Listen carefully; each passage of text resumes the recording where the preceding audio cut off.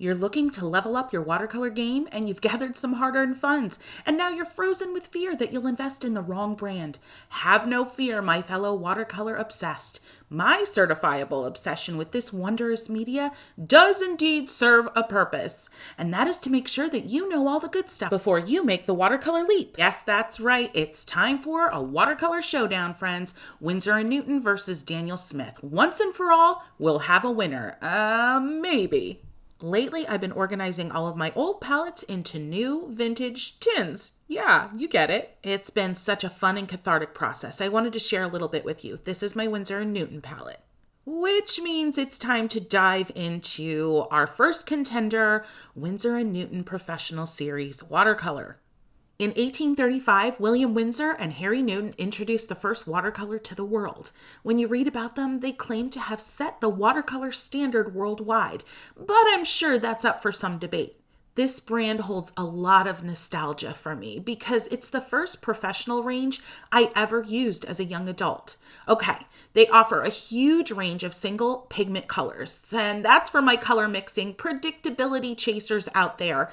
And they claim unrivaled transparency, which basically means they are super duper sheer and vibrant, which they are.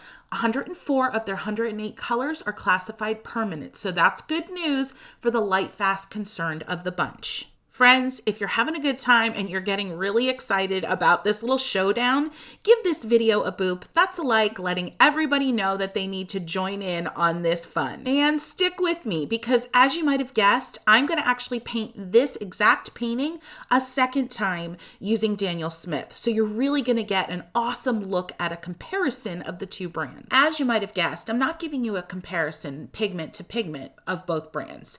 I'm just grabbing reds, greens, purples, yellows, you get it, and giving you a general vibe overall of the comparison.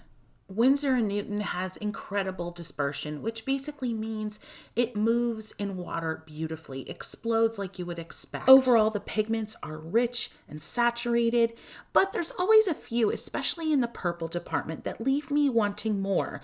The lavender-like colors especially seem a little low on the pigment. I'd love for you to head into comments because this community here is incredible. Do you have a favorite? Is Winsor & Newton it? If not, why? If yes, let us know. Let's get the conversation started.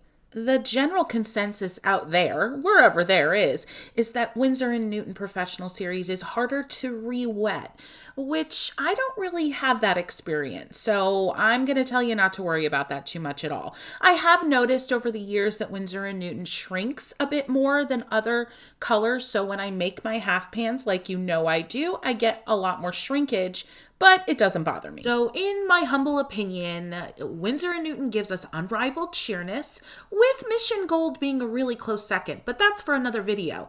Gives us predictable color personality, so no or very little granulating, a lot of single pigment colors as a standard.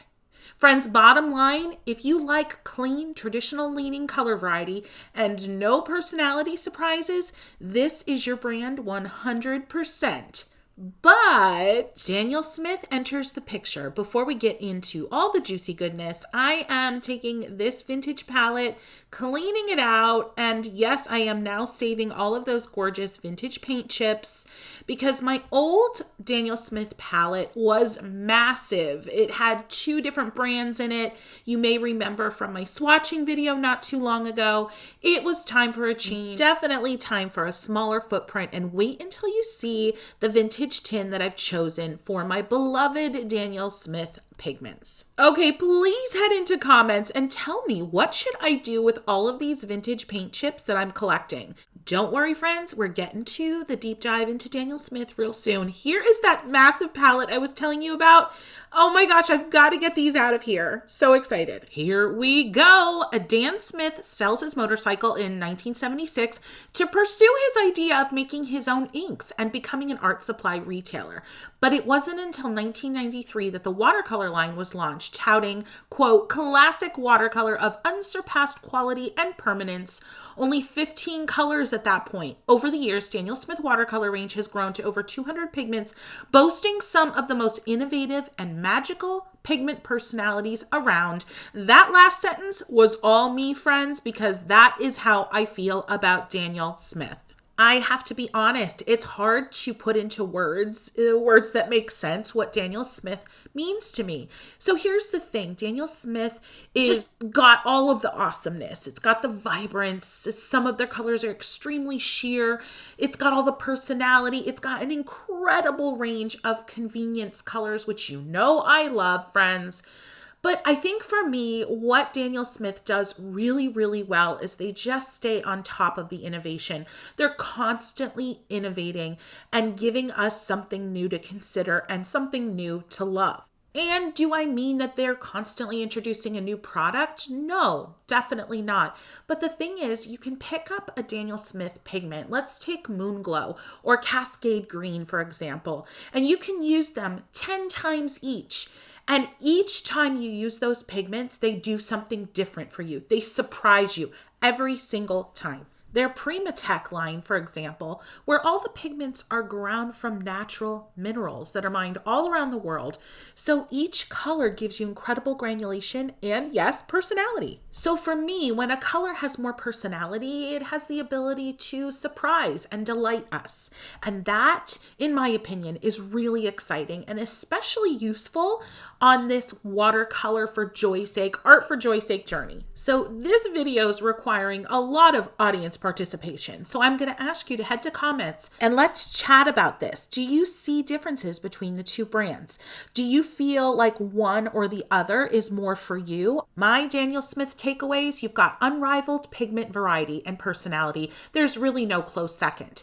Less predictable pigments, especially in the Primatech line where granulation is king, and many more transparency options compared to Winsor and Newton. If I had to be picky, I would say that the Daniel Smith version on the right is a skosh more vibrant. Now, that could be attributed to the exact pigment comparison that I used between the two, but I'll be honest, in my daily use of Daniel Smith versus Winsor and Newton, I do feel that Daniel Smith definitely rivals Winsor and Newton in terms of vibrancy and brightness. Here's a closer look at the granulation. You can see it, especially in the bottom right-hand leaf there under the orange flower.